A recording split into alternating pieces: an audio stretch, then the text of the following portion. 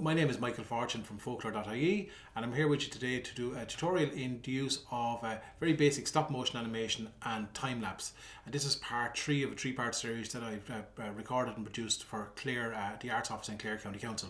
So what I want to do today is I just want to give you an overview of the process of time lapse and also the process of stop motion animation. And I'm going to show you the process using an app called Stop Motion Studio. It's a free app that works on Android and Apple, right?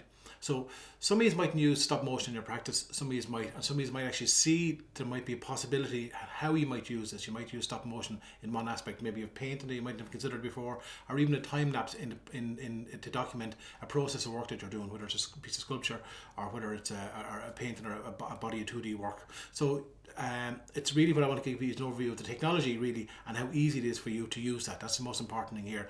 I am not an animator, I'm far from it, but what I am good at is the use of this technology and even how we would use it in a kind of a workshop setting or a school setting.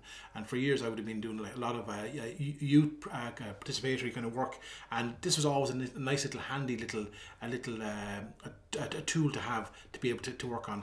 One of the lovely things that's happened in the last couple of years is the fact that we can actually do so much on our phones these days.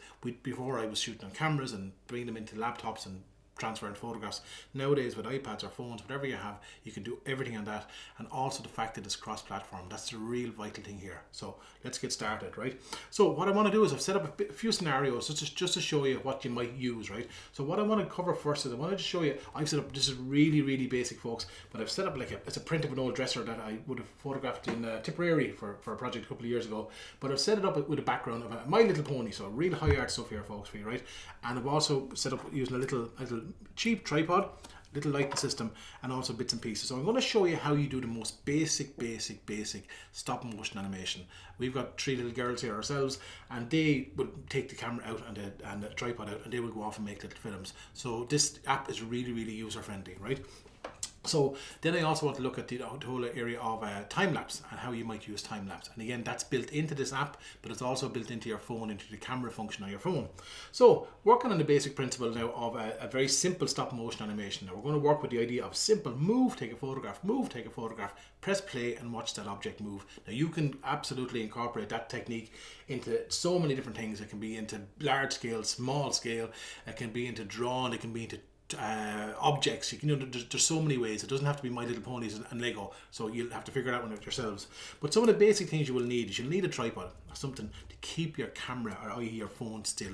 Your phone, by and large, for most animations, 95% of the time, just fixed frame animations, the tripod doesn't move a millimeter, and basically that's the idea. Then if it does move, then your sequence will be knocked out when you play it. So you need to get yourself a tripod. Now I'm looking at the most basic here, €1.50. You can get bigger tripods, and again, like the ones I was showing you in the previous thing where you're using another like a camera for maybe €15, you can buy Gorilla tripods. So it's up to you what you want to splash out on, right? I find sometimes even in workshop scenarios, the creativity, again, back to the old Pringles container again, Pringles container left on the table with a phone stuck into the middle of it, and there you've got yourself a tripod. Likewise, people love the idea of even working with Lego. When you're working with Lego with young lads as well, is you have your little tripod and you can raise it up or down whatever scale you want it, right? So there's no end to it. Again, you can get these for car phone holders, they work as well, and you can also get these kind of devices for iPads or tablets if you're using tablets or iPads. So that's another great thing. Another thing that I have here on the table looking at is an old set of headphones, and these are really handy, and I'll show you why in a second. So let's work on the basic principle, right? We're going to do a My Little Pony animation here. I'm going to get my tripod. Sometimes I'd stick a little bit of blue tack on at the feet of it here, just to stop the thing moving. One of the things you want to bear in mind, folks, is that when you're working say you're working this in a scenario in a school setting, you basically have to keep your background controlled, right? So say you're working in a classroom and there's 30 children, well maybe not now, but maybe that down the line working in a classroom with 30 children, you will have your people with 3-4 around a desk, and they're working away in their little animation. Basically you have to full control, i.e. lock off all that space so you can't see someone's legs walking by you in the background. So that's really important, right?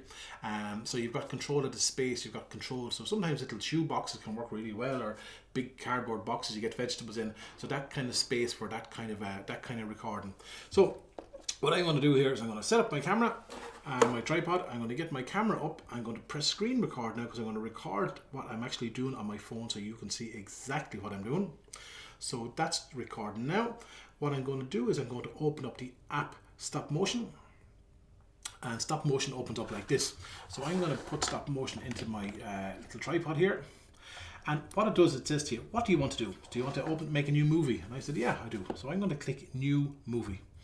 And when you click New Movie, it frames the shot like this. So I'm going to move it in. I'm going to be a bit closer, so I'm not going to see all the background is there. So I'm only going to see the My Little Pony, just as an example. So you see what I've done there, and basically there are there are loads of different functions, and I want to run through them, but the kind of one that you will use most, again, on the free app, is you will click on your camera button up here in the top right hand corner, and that will then bring you into the view of your screen, right? So, and you'll see the My Little Pony, and you'll see the dresser in the background. I'm going to click back here again just to before I even start. So there's basically two screens that you would use here. One screen is a kind of an editing screen, it's this view here. And if you click the camera, it gives you another view, and that gives you the place where you take your photographs and where you do a little bit of tweaking and where you do time lapse, right? So we're going to work with that principle of the where we're going to start taking photographs. Now, a little handy hint for you. If you're in the habit, you can actually just take photographs one by pressing that red button, and it'll take one photograph, or 1, 2, 3, 4, many you take. But I find sometimes the camera can move, especially when you're working with younger people, the camera can move or the table will get a knock. So there's a few little handy ways around it as well. You can actually stick in your headphones, hopefully this will work for me, and your headphones, on your headphones to have this little function here, and you press that, and that will take a photograph, that little top button there. Now some headphone sets don't work, right? But this one works with my iPhone. You can also go buy, if you want it, you can buy a little Bluetooth device.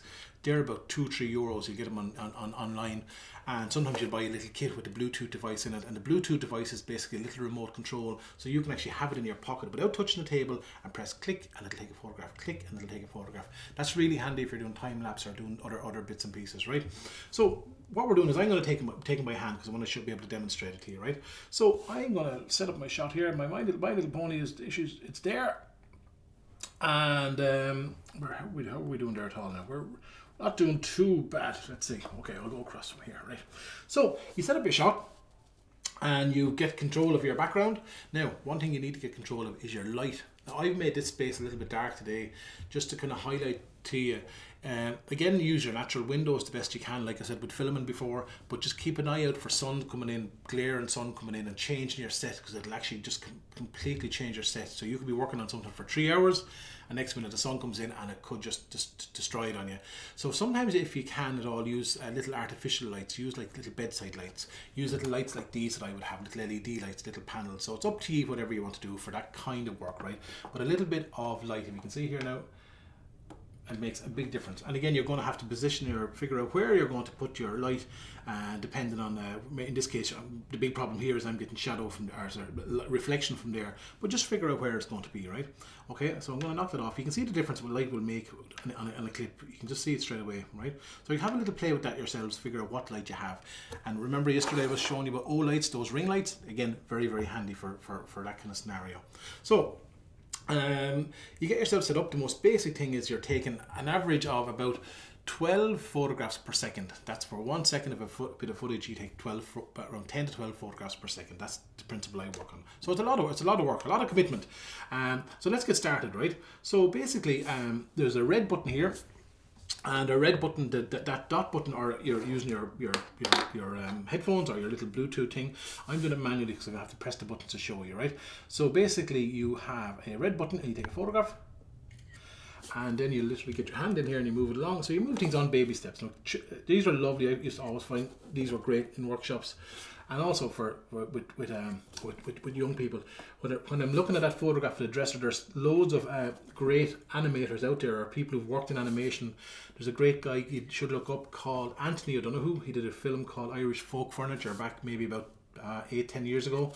And it was a lovely story. It was filmed in Tipperary, I think mostly in Tipperary, and it's about all the stories and history to do with the dressers and folk furniture, chairs and flower bins and stuff like that. So there are loads of practitioners out there who use animation in a lovely way. If you ever get a chance, really, really have a look at his film. I think I showed some of the groups before, his films before, and you'd see bread bins and grain bins coming down driveways in a frosty November morning. Really lovely. So I said I'm showing you this now at its most basic, folks, right? So if you're looking at my screen, you can see that what's happening is when I'm taking a photograph, it's counting up on the bottom. It's going like 15 photographs, right? So for the crack, I'm going to drop in my hand as an accident, right? Oh, there's an accident, right? So normally you take it, move the object, and you get out of the way. Move the object, and you get out of the way, right? And here we go again. And I'm done. So there's my fantastic film now, straight to go to the Galway Film Festival with that, right? So what I'm going to do is I'm going to turn the camera around so I've got more access to it myself, and I'm going to press play. So if I press play, you can see the film. Sorry, oops, I go back again. So press play again. It's actually only start from the start. So I'm going to go back. So watch what I'm going to do now. That was the one screen. I'm going to go back to the previous screen. So the previous screen is that top button on the right hand corner, and that brings me back to my animation. So I'm going to press play. Watch this. So there it is, at its most basic, right? So you see the little film, right? Now, it's showing me on the timeline, like our InShot, the app InShot, that's your timeline down at the bottom. So you press play, and there. Now, do you see my hand? So one of the lovely things this app allows you to do, and what you will need to do, is you need to get rid of a hand. So if you click on the photograph you want, just click on it once, and it'll go delete, and bye-bye to that photograph for your hand. So then you press play again, and there. So that's how you delete a photograph if you get your hand. Now, the free app has its limitations, but it's enough for what most people would want to use it for. So I'm just going to go back again to show you those screens again. So there's a screen to go to take your photographs. And now I'm going to go back to that screen just to show you where you can edit your photographs, right? Now, there's a really handy function on this screen. If you press that little question mark button, it shows you tells you what the little devices are, or the little icons are.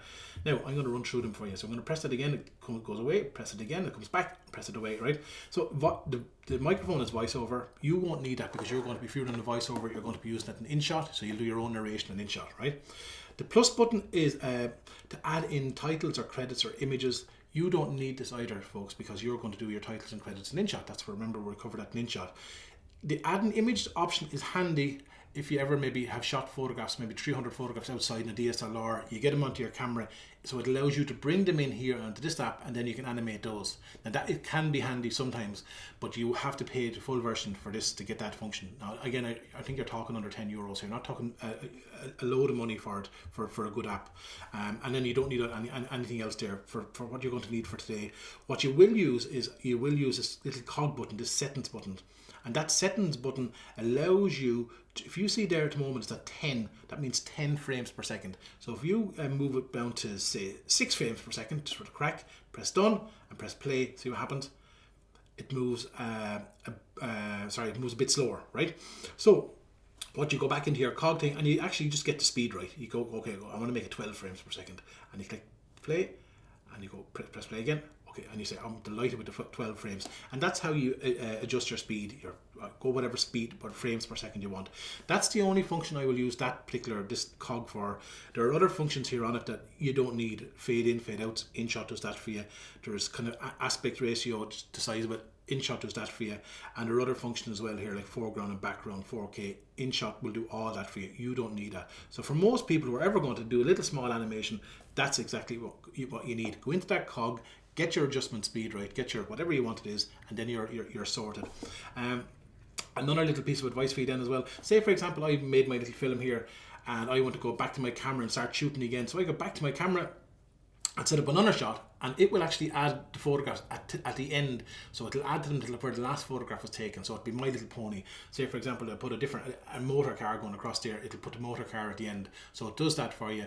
One little piece of advice for you is I kind of tend to, when I'm doing that kind of stuff, I would make my little sequences one by one, and I would save those, export them, and have them as those little blocks. I wouldn't start making a film here with 15,000 photographs because you wouldn't know what could go wrong on it. So do your planning if you're going to do a little sequence with a little storyboard. So you'd have, okay, sequence 1 is going to be My Little Pony, sequence 2 will be something else, sequence 3, and do them one by one, each individual project. So you save them, do it, save them, get rid of it, or get rid of it, send it onto another computer. So I'm a big fan of backups, so if that makes sense to you, right?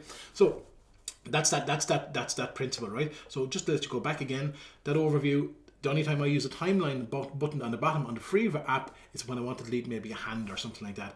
A few other little things that might be handy actually if you're looking is if I'm going to pick one image here, for example, I click on that image again, it throws up a few other options, being audio and edit and things like that. Now, some of them you won't use, but one thing that it might be handy is sometimes I would have seen it in schools with young lads. They might do a little Lego man and they might have a speech bubble coming out of his mouth and they might only leave it up for 1 second, one photograph, and then you go, God, you can't read it. So this is a really handy function. So you can go copy, paste. So you could copy and paste that little Lego man speech bubble for 10 photographs. So it says up there for a duration. I found that handy for that, right? But again, you're going to have to go and have a look at how you're going to use it yourselves. But for most basic stuff, that's all I would use it for. Now, also just looking at that back of that little question arrow button, the play button is the button you press play to look at. Undo is you want to undo something like before an in-shot. And then the camera is back to camera where you want to do your camera shot. And now I've got something really, really handy to show you in camera shot as well. The red button takes the photographs. The top button here brings you back. Now, the play button, obviously, press play, right? But if you go down to, here's a little handy function, is say, now I'm have to move my tripod here, right? But say over in the left hand corner there's a little button, a little onion skin button. See that? It's actually showing up a layer, a second layer. You can see the layer of the last photograph. Now that's a really, really handy function. Say you're working in a school and a tripod gets knocked over, or maybe you're setting up a shoebox and you have to come back, you do a workshop on a Wednesday and you come back the following Wednesday. You can literally slide down and you can figure out exactly where you had the camera where the last shot was. And then basically what you can do is just with a little bit of adjustment, you can get your camera and your position back, and you can get your little pony back into the same position, and you go right, you get it the best you can, a little bit of tweaking mind you, and then you get your tweaking done, and then you start reshooting again, right? So that's a really handy function, especially when you're working with young lads and tripod gets knocked over and you figure out where was everything. But that's just a really, really handy function. Onion skin on our layer, and you can see the double layer there now. So that's, you can slide it up like that. Other functions. Now, here are really some other functions. They're a bit more advanced. Now, some of you might use them, some of you won't. I find sometimes, so many times, the lighting is always usually very good on phones. I find sometimes I find it behaves better than a DSLR in darkened spaces.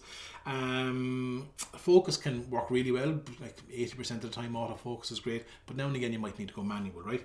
Or a few little tweaks like that. So, but again, it really depends on what you're working on. And as I said before, keep try stuff out before you start committing yourself to a 3-day film. So I'm going to click to this little cog button in the bottom right hand corner. And if you look at them, here's the thing, the Apple and the Android version is slightly different, so you're going to have to stick with me on this one, right? So, the first thing it tells me is that there's a camera. What camera are you using, the rear or the front? And in our case, it's always the rear front, the rear camera, the back one is the one is the best quality, so we're going to be using that. It also gives us options like for manual. And you can go like everything completely auto, or you can go kind of go manual functions. So if you go M for manual, it gives you some nice functions here. I'm going to show you what they do.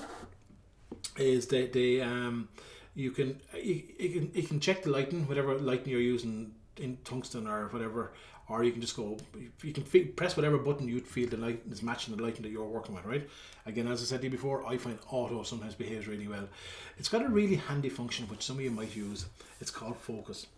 And again, if you use here, you can see the way the camera is the little pony is not in focus. It might be hard for you to see. I'll take this off for you, so it might be easier. So if you can see the little pony is not in focus, you can get it right for you now. Sometimes it's hard to focus when it's a little bit dark in this case, right? So I'm going to zoom in. I might just give you another option. I'm going to just turn my light on here. You set this up in your own time for your own kind of space, folks, right?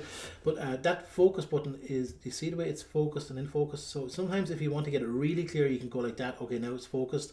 But if you want it, there's a plus button. Sorry, there's a plus button here, and that's a zoom button. So what you would do is you would zoom in, say to the pony's ear, then you would go back to your manual focus, and then you would focus, and you would get that right, and you go back to there, and you would zoom back out again. So that means, like before I was showing you with InShot, with the camera trick earlier on, whatever I do now, if I put my hand there, that will stay in focus. That can be handy if you're working on very small scale stuff and you're going to have to play with that.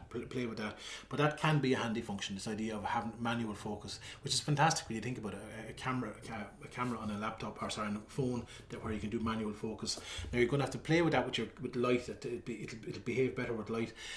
the reason I zoomed in there to the little pony's ear was because that's the kind of one of the basic things of any kind of DSLR photography, where you zoom in, you focus someone's face or their nose, and then you pull back out and that person is focused. So that's that kind of principle there. So there's your focus function. Also, it has other functions which, I'll be honest with you, I don't use, right? I think it can behave just as good, but they're there for you. You've got your shutter speed and you've got your ISO, and therefore anyone who's more advanced into DSLR kind of photography, right? So you can have a play with those, but the ones I would use now and again would be manual focus and maybe the zoom. The zoom might be handy as well if you're zooming out of a shot, but you're going to have a little trick play with that. Now, there are other functions as well where you can flip the image around, see the way it's flipping it around. You don't need that at all, right? So basically, into your manual settings, I would go to look at my focus is really what I would look at. And I would sometimes, to be fair, I would let the auto white balance work on the lights that you have, because they usually are very, very good. So I'm going to go back to that cogs for you again. So there are them functions for you there. You go through them. They're slightly different on Android, so bear with me, they're slightly different, right? But they're pretty much the same. I think they're 99% the same, but just maybe laid out differently or different icon. So that's that function. Now, you've made your film. You're happy out after making your film. And what you do is you can just go back. There's nothing else there. I'm trying to think myself here on the spot. Is there anything else for you that I need to tell you there? Again, that same principle of shooting and moving and getting your films, getting your tripod set up, taking your photographs. That can be amplified to a bigger scale or a smaller scale, depending, right? So we're working on the principle we've made our film, right? So we click the backspace, and it brings us right back to it's going to go back to the home button, right? So we're going back over it, right? And we want to say, right, okay, let's as I said, you can go back in a day later and shoot another little bit and add to it if you want to, right? But say we're happy enough with that, we're happy with our film. We basically go to select, and we select the little stop motion that we're working on, and we go upload. See this? There's a few buttons up in the top left-hand corner, right? They're slightly different than on Androids. I think we have an upload button on Apple, and Android's got 3 dots, I think 3 shares. So when I click on that, it's asking me, what do you want to do? And what I want to do is I want to export that movie, right? That's what most people would want to do, is turn those 20 photographs into a little film. So I would literally go export movie. And what's it saying to me is, what are you going to do? What are you going to do? And I'm going to go to save video, right? So I'm going to save video, and it's compressing those down like the exact same as InShot, and it will save them straight to my my photos folder. So I'm going to go back here for the crack just to show you my photos folder, and go back here. And if you look at my photos folder, you can see the little film on my photos folder. I'm going to show you that again. There's the little film. So it's saved now, so you can basically email that, we transfer that, and you're sorted, right? But just want to show you, I'm going to go back into the app again, and when it says when I click on it for selected, I click the upload button. And also, so that's basically your film. Basically, it can be 500 photographs long or 300 photographs long. It really depends on how you're going to approach it. But one piece of advice is, do it in small chunks is all I can say, right? Now, another really handy little function again is you can make it into a little GIF, for a little GIF, you know, a little movable image. Another really handy function which I find lovely is it allows you to save all images. So if I click save all images, watch this now, and it says to me, what do you want to do? Save to files. And it's going to, go back here, cancel. I'm going to go to this again. So I'm select, I'm going there, I'm going to upload, I'm going to go all images, and I'm going to save to camera roll. Save to camera roll. So that basically is sending. Now that's a really handy function. That means those 20 photographs or 300 photographs you took now are actually all in. If you look here now, my camera roll, we can see they're all in my camera roll. Look at them, 1, 2, 3, 4. All the little photographs are there. That's a really lovely little handy function as well. So you have that raw material that you're working with. So I'm going to go back to the app again, and I'm going to the upload button again. So all images is a lovely way to save your image, save it. Also, do you know what's a really lovely little thing as well? This little function, again, you might use it. It's a little flip book. So if you're working on a project, maybe working with, again, young people or working on some kind of project, you can click that, save that as a PDF, and that will create that as a PDF, the 20 images, and you can go get that printed, send it off to a printer, and you'll have a little flip book. You know, you can resize it to whatever size you want, and that's actually handy in in the app earlier on, you can actually resize it for an Instagram size or maybe for a Facebook size. So you can go in and have a play with that, right? Now it's limited, but still the option's there for you. And another thing which I really like about this is it allows you to save the project. So you can actually save that project, which I find really, really powerful, really, really useful. Is you can save that project, and then that project then can be exported to, say something wrong with your phone, you can bring it up on someone else's phone, and you can work from there. Now that's under the condition that all the images that are on the other person's phone. But that's a really handy thing. So you can move one project to another phone. But try not to. But it's there for you if needs be. I'm a great believer of making your stuff, getting it filmed, and getting it off as quick as you can, especially when you're working on phones, because you don't have that same the way to back up stuff as you would on a laptop or a desktop. So that's a really lovely little handy function. Great little app, folks. Great and powerful, and allows you to do loads of stuff. And it's up to you how you're going to use them, right? One other thing which I'm going to show you, and I'll end up very shortly with you, is it also allows you to do time lapse. And time lapse is a lovely function. And there are two ways to do time lapse. Now, if I'm going to go to the most basic way, which I would use myself on my own phone, is I would maybe I'm doing this a time lapse of a sun setting. That basic, right? So if I go to my phone and I go to my camera, and I would literally, on an iPhone, it's called time lapse. I'll go down there, and literally, if I press click there now, it would basically start taking a photograph every maybe 4 or 5 seconds, right? Now, that's a really handy function, and I think a lot of Androids is called hyperlapse. I think it's called that. Now, you can't just literally hold your phone in your hand and go start making time-lapse videos. So what you will need is something to lock up the shot. In this case, you see this rough and ready selfie stick on a bit of a tripod head wrapped up with tape. I was taking a photograph of a field near us here for about 4 months, a photograph a day. So literally, you would put your camera in here, and you would set your camera to time-lapse, and you would set your frame up now, and you would literally press time lapse, and it would just take the photographs every 5-10 seconds, every 5 seconds on an iPhone. And few things to bear in mind over that, right? Is one is you will it doesn't take up that much memory. That's the first thing I've noticed. It doesn't take up that much memory, but you will need to have the memory on it. So make sure you have the memory on it. That's the first thing. That 3 to 4 gigabytes of space I keep talking about, but also make sure you have power. Power is so important, because this will it's on the whole time, so it's just going to reduce your battery life. So make sure you've got loads of power if you're doing a time lapse. Also knock your phone onto airplane mode, because you don't want to be getting calls in the middle of a time lapse. So you need to lock off your phone and do that. We did one here with our daughter here on a little dandelion head. The dandelion head, open it up and turn it into the seed head. Again, with a little iPhone 5, not a little old camera on a little mini tripod like that, and it worked out perfect. So it does work out really, really well. Now you can get proper time-lapse cameras, but a lot of people will have their phone in their pocket. So that's another handy thing. You might find multiple uses for it as well, right? So make sure you have power, and make sure you have memory space, and make sure it doesn't get a knock. That's the most important thing. Have it locked off like that. And what I'm going to do is I'm going to end, and I'm going to show you back to our stop motion app. And if we go to our stop motion app, I go to new movie. Again, I'm going to cancel there. I go to new movie. And if you go to, remember when we go back to new movie, we go to our camera. And below our camera, normally we press the red button to take a photograph, but just above that, we've got a timer. And literally we can move it along to 3, 4, 5 seconds. So that gives us more scope. So you can do like a time lapse, and you're just taking a photograph every minute, or a photograph every minute and a half. So that's the duration, 1 to 90 seconds. You click done. I'm going to make it maybe just 3 seconds so I can show it to you. Click done, and now if you watch my phone, it's taking photographs every 3 seconds. See that? And that's it. And then done.